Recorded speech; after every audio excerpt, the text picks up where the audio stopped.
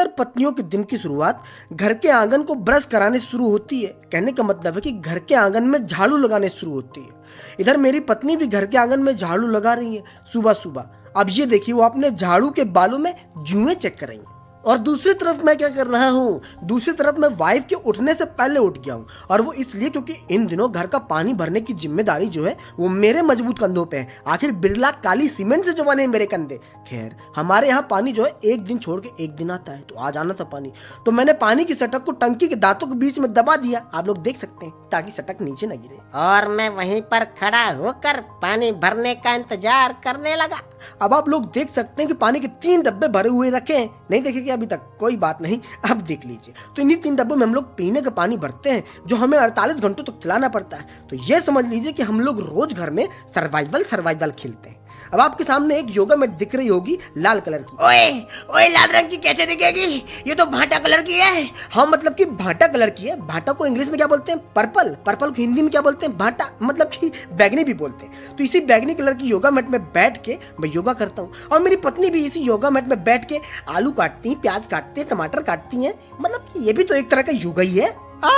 उसके बाद मेरे पार्टनर ने मुझे आदेश दिया कि जिस प्लेट में रात में खाना खाया था ना, उसको बाकी बर्तनों के साथ में रख के आओ, ताकि उसको अकेला महसूस ना हो। तो मैंने उस प्लेट को बाकी बर्तनों के साथ में रखा और उसके ऊपर पानी भी डाला, ताकि उसको सूखा महसूस ना हो। इसके बाद मैंने जिन डब्बों में पानी भरा था उनको वापस किचन में अंदर भी तो रखना था, बाहर थोड़ी रखे रहते, जूते थोड़ी हैं। तो मैंने एक डब्बे को उठाया और जैसे किचन में लाया पहुंचा तो वाइफ ने मुझसे कहा,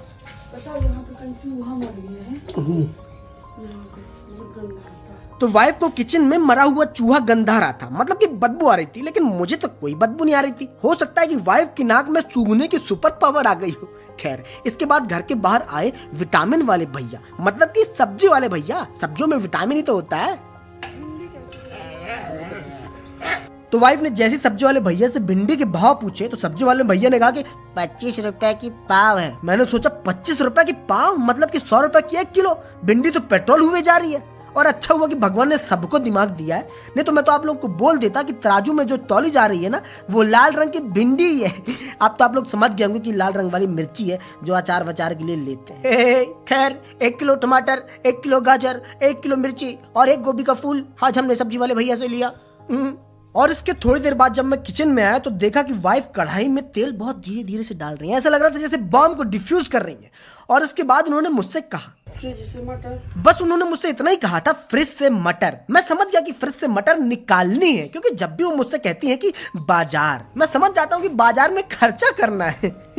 अब आप लोग देख सकते हैं कि किचन की पट्टी में एक टीवी रखी है। हाँ, वो टीवी ही है। किसके लिए? इनके लिए। वो इस टीवी में देखती है नागिन उड़ानियां ससुराल सिमर का। अब मुझे एक बात समझ में नहीं आती कि ससुराल सिमर का देखने की क्या जरूरत है? अपना ससुराल देखो, वो ससुराल सिमर का से कम है क्या?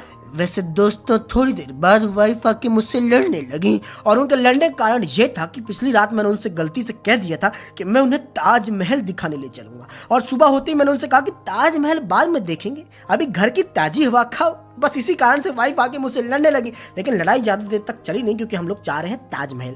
थोड़ी देर में, उसके कुछ देर बाद मैंने नहाया। इसलिए नहीं नहाया कि नहाना चाहिए, इसलिए नहाया जिससे बाल साफ रहे, ताकि बाल सर से साफ ना हो। भगवान जब तक सांसें दी है ना, सर के ऊपर बाल भी देना प्लीज। तो नहाने धोने के बाद जब मैं अपने कमरे से बाहर निकला और दूसरे कमरे में आया तो देखा कि नेहा कमरे के बाहर खड़ी अपनी मम्मी यानी कि मेरी सासू माँ से वीडियो कॉलिंग में बात कर रही हैं। तो जब मैं नेहा के पीछे से निकला तो सासू माँ को लगा कि ये उनका लड़का यानी कि मेरा साला जो अभी यहीं पे है वो निकला है। तो लोग अपने लड़कों को किन किन नामों से बुलाते हैं आप सब समझते हैं। तो नेहा की माँ यानी कि सासू माँ ने कहा कि ये देख गधा पीछे से निकल रहा है।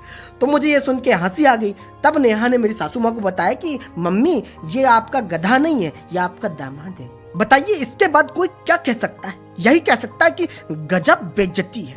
खैर, अब दोपहर का समय हो चुका था तो सबने खाना खाना शुरू किया। हमने तो खाना शुरू करके खत्म भी कर दिया, लेकिन वाइफ का खाना खाना शुरू था और शुरू था। आप लोग समझ सकते हैं कि क्यों। चिंता मत कीजिए, मैं कूट लूंगा। आप लोग हंस लिए वही बहुत है। अगली बात यह